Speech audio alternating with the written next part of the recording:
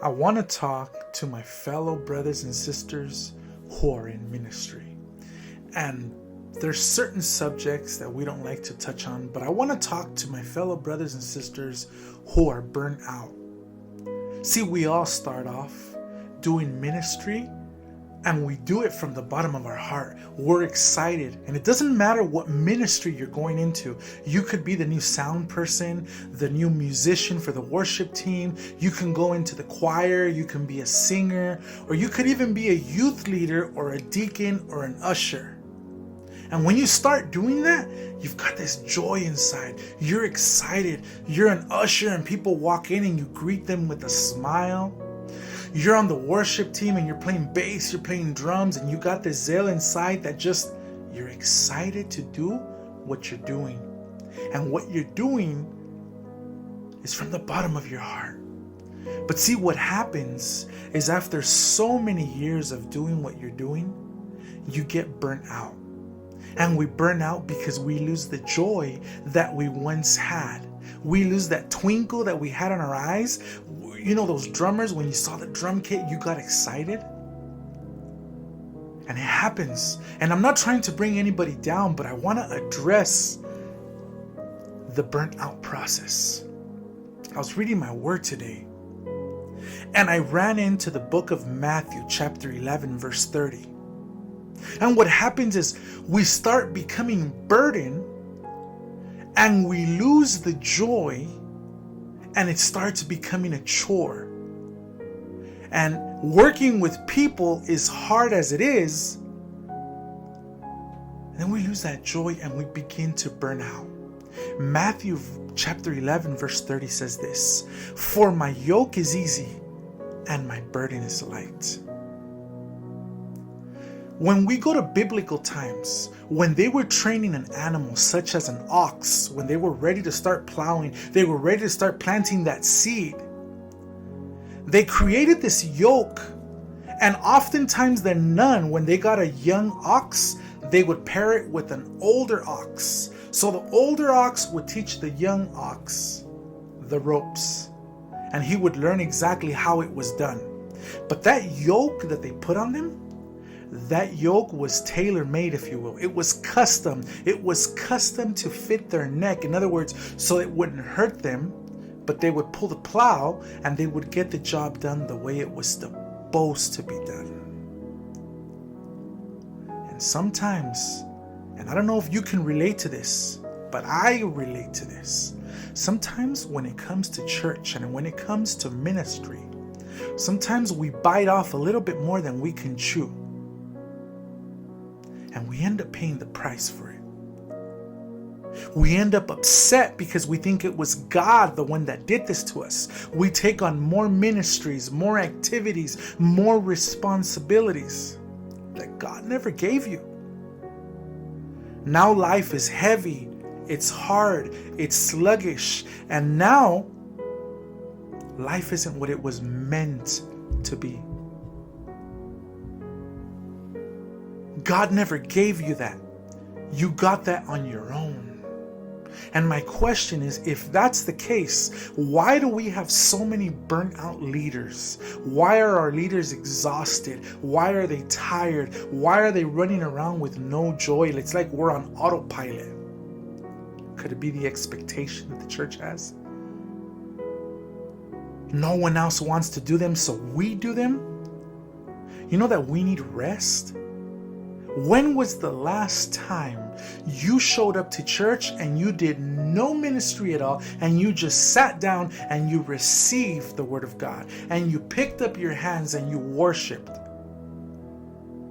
I've asked a couple of brothers and sisters.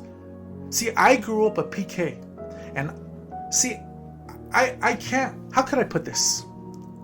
I thank God for the responsibility and the amount of ministries that I was able to handle when I was at my pop's church. So it doesn't matter where you go, people see the responsibility and immediately they want to recruit you. But it doesn't always work like that.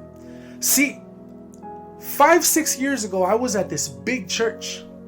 And it's not the church's fault. It was my fault because the church had people to do this. but it was me who wanted to go out. I got involved on Monday nights. I got involved on Tuesday nights. I got involved on Wednesday nights and Thursday nights. Sometimes I would even show up on Friday nights, and I would do a double service on a Sunday night. Was it God that gave that to me? No. I chose to get involved in men's. I chose to get involved on the worship team. I chose to get involved on the worship team for Wednesday night Bible study. I got involved with Celebrate Recovery. And what happened? I got burnt out. After 1 year of doing ministry, I've been doing ministry all my life, mind you. In 1 year, I got burnt out. Why? Because God never gave that to me. Because we were never intended to carry that yoke. Because that yoke was supposed to be divided among a bunch of other people. And I told them that I can do it. And when I showed them that I could, they allowed me to. That was my bad. And I've asked some brothers and sisters, have you ever taken the time to actually sit down? And you know some of the answers that I've received? Hey man, if the enemy doesn't rest, I don't rest. And that's not the way it was meant to be. That is not at all the way it was meant to be.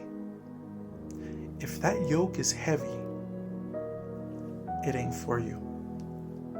If you're carrying too many ministries, it could be a burden instead of a blessing. My recommendation, reset, relax, seek God, and pray about it.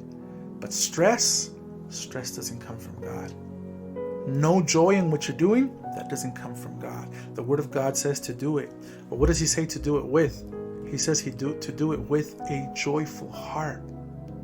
If you grab that same chapter and you start from verse 28, it says, "Come to me, all who are weary and burdened, and I will give you rest." Verse 29, "Take my yoke upon you and learn from me." In other words, take that discipleship from Him.